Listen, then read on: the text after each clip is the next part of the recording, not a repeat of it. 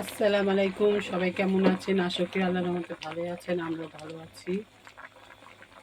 জলপাই আচার বানাবো, এই জন্য জলপাইটা সিদ্ধ দিচ্ছি।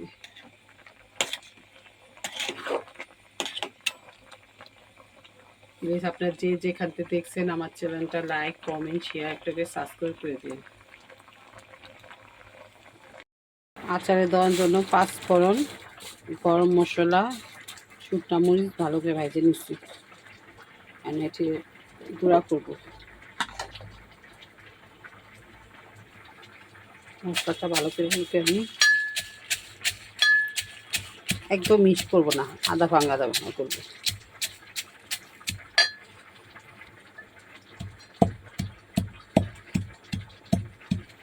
পাঁচফোড়নটা গুঁড়া হয়েছে, যে আধা ভাঙা করে নিচ্ছি।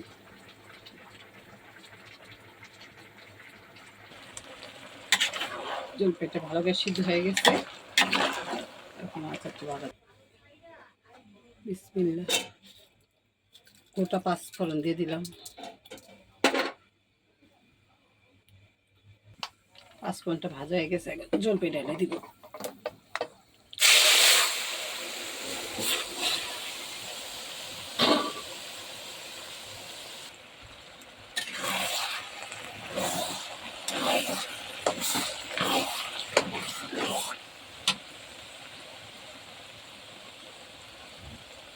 লবণ, কালার হওয়ার জন্য সামান্য একটু হলুদ দিব, একটু মুচে ফুটে দিব।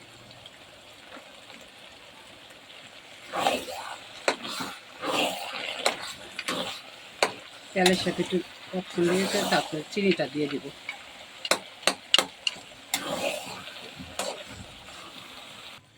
এখন চিনি দিয়ে দিব। চিনি যে যখন মিষ্টি খান। আমার 2.5 কেজি জলপাইয়ের মধ্যে আধা কেজি মতন চিনি দিব। চিনির উপরে যার যার উপরে দিয়ে যাবো, যেমন মিষ্টি খাবেন তেমন দিবেন।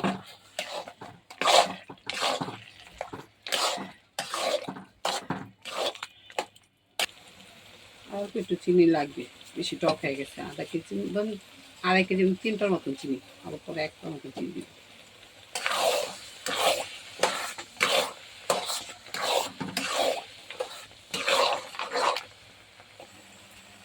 বিট লবণ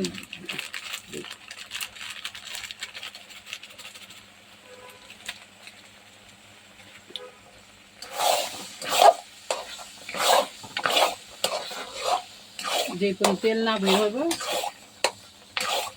তেল বের হলেই হয়ে যাবে। সামান্য একটু 5 ফোড়ন এখন দিয়ে দিব, আর নামানোর আগে দিব, সব দিয়ে দিব।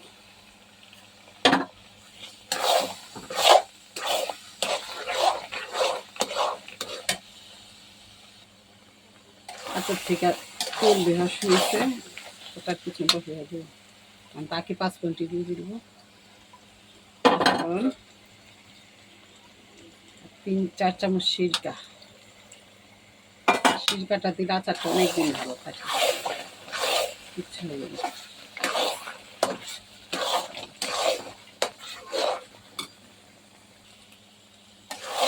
আচারটা হয়ে গেছে পুরোপুরি, কড়াই থেকে ছাড়া শুরু করছে, তেল বেরিয়েছে।